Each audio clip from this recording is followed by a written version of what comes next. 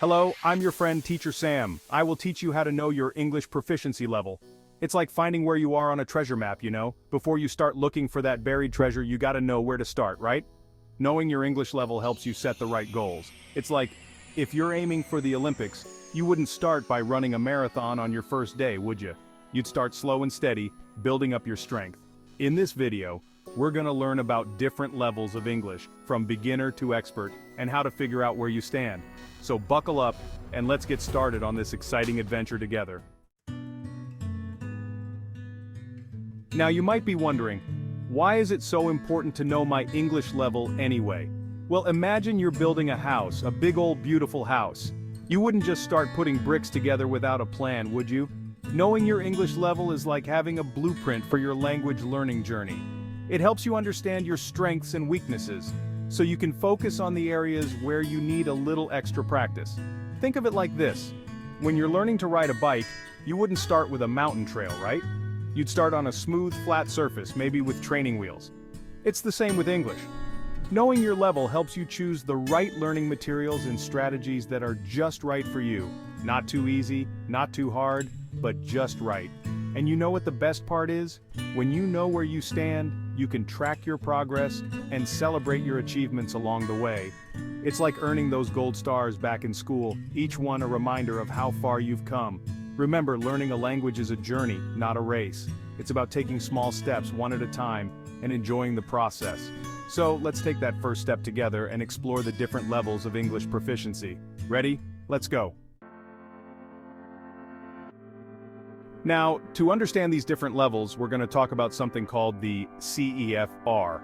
Don't worry, it's not some complicated code word or anything. It stands for the Common European Framework of Reference for Languages. Sounds fancy, right? But it's really just a way to describe different levels of language ability. Think of it like a ladder with 6 steps, each step representing a different level of English. At the bottom of the ladder, we have A1, the beginner level. It's like dipping your toes in the water, learning the basics, like saying hello, asking for directions, you know, the essentials. Then we climb up to A2, where you start to feel a bit more comfortable, understanding simple conversations, talking about everyday things like your hobbies or your family. Next up is B1, the intermediate level. Here you're starting to express yourself more fluently, sharing your opinions, and understanding more complex texts. It's like you're finding your voice in English. Moving on to B2, you're becoming quite the confident speaker, engaging in discussions, and understanding different accents. You're like a regular chatterbox now. Now we're getting to the top of the ladder. C1 is the advanced level, where you can communicate effortlessly on a wide range of topics, understand nuances, and even use idioms like a pro. And finally, we reach the peak, C2, the mastery level. This is like the black belt of English, where you're practically fluent, understanding everything like a native speaker. So, which step of the ladder are you on? Don't worry if you're not sure yet. We'll figure it out together.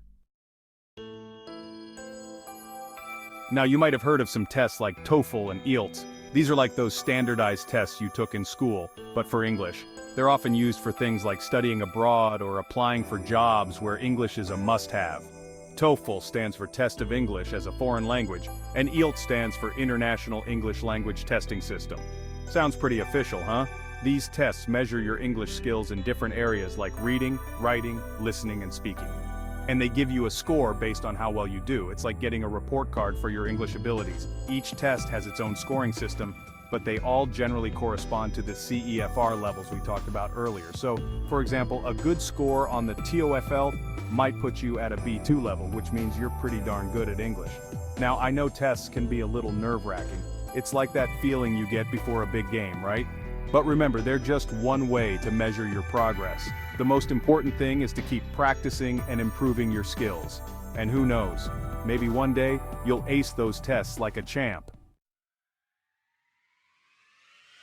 Now, if you're looking for a quicker way to get an idea of your English level, there are some pretty neat online tools you can use. It's like having a personal English tutor right at your fingertips. These tools usually have quizzes and exercises that test your vocabulary, grammar, and listening skills. And the best part is, you get instant feedback on your performance. Some of these online tools even give you a personalized study plan based on your strengths and weaknesses. It's like having a roadmap tailored just for your English journey. But remember, these online tools are just a starting point. It's like looking at a map before a big adventure. They can give you a general sense of direction, but the real learning happens when you immerse yourself in the language. So, use these online tools as a guide, but don't be afraid to explore and experiment with different learning methods to find what works best for you. You know, you don't always need a fancy test or online tool to figure out your English level. Sometimes the best way to assess your skills is to simply pay attention to how you use English in your everyday life. It's like being your own teacher, grading your own homework.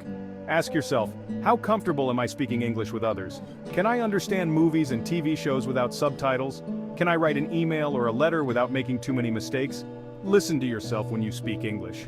Do you sound natural and fluent or a little hesitant and unsure? Don't be afraid to record yourself speaking and listen back. It might feel a little strange at first, but it's a great way to identify areas where you can improve your pronunciation and intonation. And don't be shy to ask for feedback from others. Talk to your English-speaking friends, teachers, or language partners, and ask them for their honest opinions. Remember, learning a language is an ongoing process. It's like a garden that needs constant nurturing and care. So be patient with yourself, celebrate your achievements, and never stop learning. Well, we've reached the end of our journey today, and I hope you've learned a thing or two about English proficiency levels. Remember, knowing your level is like having a compass that guides you towards your language goals. Whether you're a beginner or an advanced learner, the most important thing is to keep practicing, keep learning, and never give up on your dreams of mastering English. It might seem challenging at times, but trust me, the rewards are well worth the effort. Now I'd love to hear from you. Share your English learning journey in the comments below. What level are you at? What are your biggest challenges? And what tips and tricks have helped you along the way? Let's create a supportive community where we can all learn and grow together.